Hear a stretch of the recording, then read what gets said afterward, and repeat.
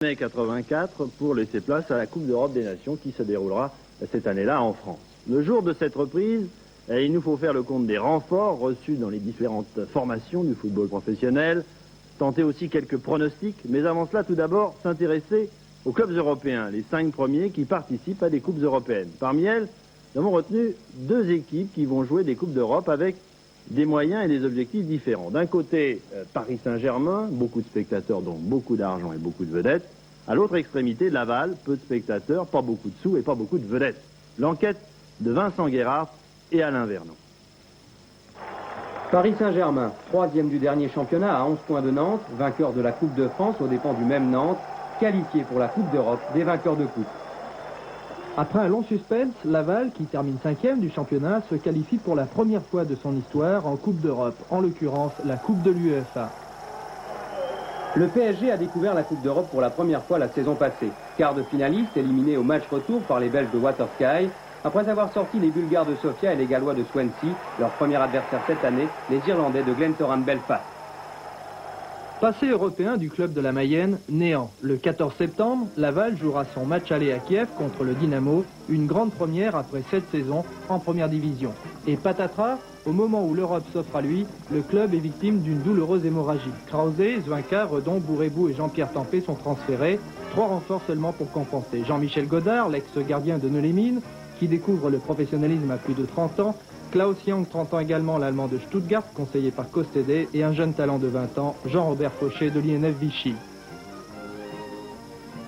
Fini les folies au PSG, le recrutement est raisonnable, une fois n'est pas coutume.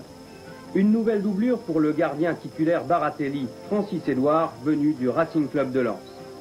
2 jeunes tout juste connus issus de seconde division, Marcel de Falco de Marseille et l'ex-rémois Manuel Abreu.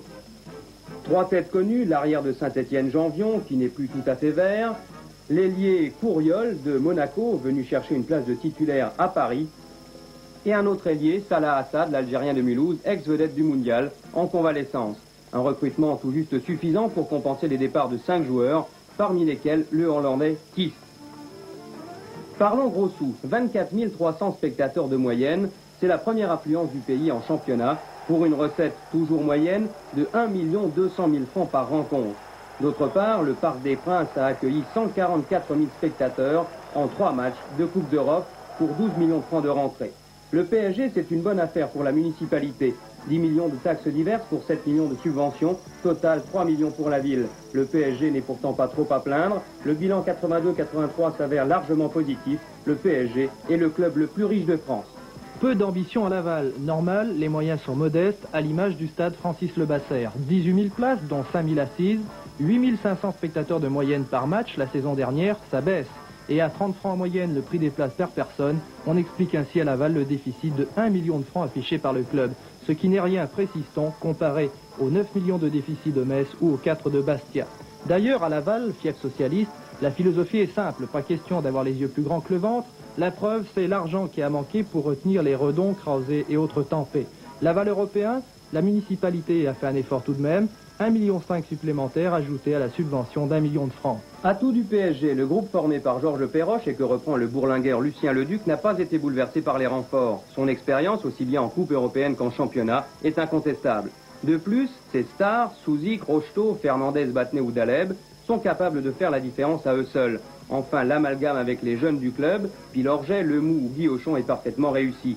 Seul point noir, et les 11 longueurs de retard sur Nantes en championnat le prouvent, le PSG a encore perdu des matchs bêtement. La saison passée, la maturité viendra peut-être enfin cette année.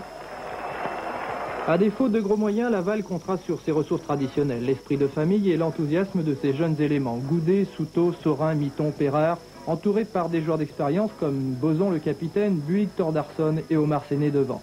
Un ensemble homogène, y compris dans les salaires, 20 000 francs en moyenne par joueur, un football efficace et offensif à la fois, conduit par l'inamovible Michel Le Millénaire, avec qui Laval a tout de même pris l'an passé 3 points sur 4 au Paris Saint-Germain. Je crois que Laval, qui est une petite ville qui a gravi les échelons et qui maintenant est arrivée à un échelon européen, c'est véritablement extraordinaire et c'est d'ailleurs même intéressant et édifiant qu'une petite ville puisse aussi arriver à ce niveau-là. Le standing du club parisien est quand même nettement supérieur au nôtre. On sait très bien qu'ils ont déjà réalisé, qu'ils ont déjà touché la Coupe d'Europe, qu'ils ont un potentiel aussi bien joueur que spectateur qui est tout à fait différent du nôtre.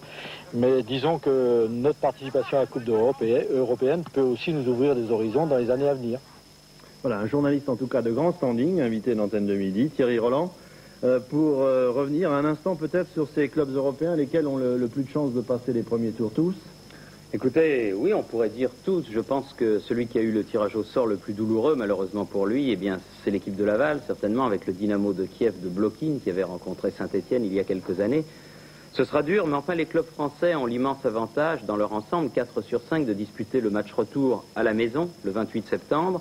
Et ça, c'est tout de même un énorme avantage. Seul Bordeaux jouera à Leipzig, en Allemagne de l'Est, son match retour.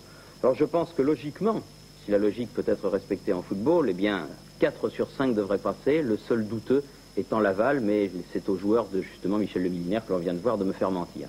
Thierry, revenons à la France. Pronostic pour le championnat de France de cette année? Je dirais les mêmes que l'année dernière, c'est-à-dire une équipe de Nantes qui a quand même survolé le championnat l'année dernière, 10 points d'avance, ça n'est pas rien. Nantes a perdu Tussaud, l'un de ses éléments moteurs, et a fait venir le jeune avant-centre niçois Bucher, qui se morfondait un petit peu sur la côte. Bordeaux, qui a fait signer 3 internationaux français, Baptiston, Zénier et Tussaud, justement. Monaco, qui a complètement bouleversé son équipe et qui présente sur le papier une équipe sensationnelle avec Leroux, la révélation de l'année dernière, le jeune Bravo, que l'on dit être avec Touré le footballeur de demain, Benoît, Gengini, l'allemand Krause, qui jouait à Laval, plus l'Argentin Simon. Et puis je donnerai en outsider le Paris Saint-Germain, que l'on vient de voir, qui s'améliore un petit peu d'année en année, Lens, qui s'est bien renforcé, et puis des gros outsiders, mais qui peuvent faire mal, c'est-à-dire Lille, Toulouse, Bastia, bien renforcé avec la venue de l'Espagnol Solsona et du champion du monde argentin Tarantini, et Sochaux qui a un petit peu raté sa saison dernière, mais qui rêve de se refaire une santé cette année. Enfin, dernière question, Thierry, de quel vent soufflaient les transferts cette année? De quelle région? De l'Est, de l'Ouest?